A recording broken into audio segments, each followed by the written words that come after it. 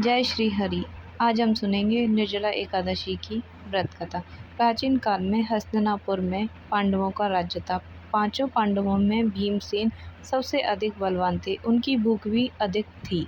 माता कुंती, द्रौपदी और अन्य पांडव प्रत्येक एकादशी का व्रत रखते थे, लेकिन भीमसेन भोजन के बिना नहीं रह पाते थे। एक दिन भीमसेन ने महर्षि वेदव्यास जी से कहा, गुरुदेव, मैं भगवान विष्णु का भक्त हूँ, लेकिन भूख के कारण एकादशी का व्रत नहीं रख पाता। कृपया ऐसा उपाय बताइए जिससे मुझे सभी एकादशियों का पुण्य प्राप्त हो जाए। महर्षि वेदव्यास जी ने कहा, हे भीम, यदि तुम वर्ष भर की सभी एकादशियों का फल प्राप्त करना चाहते हो तो ज्येष्ठ मास के शुक्ल पक्ष की निर्जला एकादशी का व्रत करो। इस दिन अन्न नहीं खाना चाहिए, जल को भी त्याग करना होगा।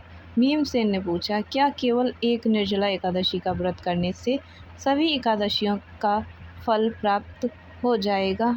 व्यास जी ने उत्तर दिया, हाँ, जो व्यक्ति श्रद्धा और नियम पूर्वक निर्जला एकादशी का व्रत करता है उसे वर्ष भर की सभी एकादशियों का पुण्य अवश्य ही प्राप्त होता है।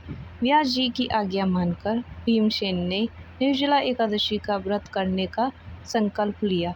एकादशी के दिन उन्होंने सूर्योदय से लेकर अगले दिन द्वादशी तक अन्न और जल का त्याग कर दिया।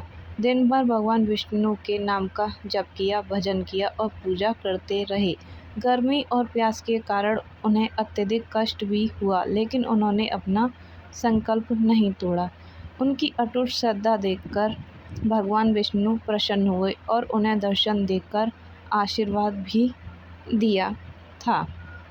द्वादशी के दिन विधि पूर्वक पूजा, दान और ब्राह्मण भोजन कराने के बाद भीमसेन ने व्रत का पारण भी किया।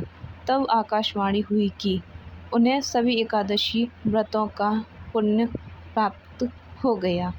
तभी से यह व्रत भीमसेनी निर्जला एकादशी के नाम से भी प्रसिद्ध हुआ। मान्यता है कि इस व्रत को करने से पापों का नाश होता है, भगवान विष्णु की कृपा भी प्राप्त होती है और अंत में मोक्ष की भी प्राप्ति होती है। कथा से हमें क्या शिक्षा मिलती है, आइए जानते हैं।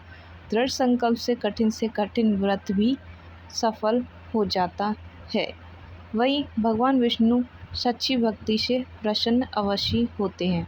निर्जला एकादशी का व्रत सभी एकादशियों में श्रेष्ठ माना गया है। दान, पूजा और सेवा का विशेष महत्व होता है। जय श्री हरि। श्री विष्णुवे नमः। निर्जला एकादशी व्रत की जय। कमेंट में जय श्री हरि ज़रूर लिखें।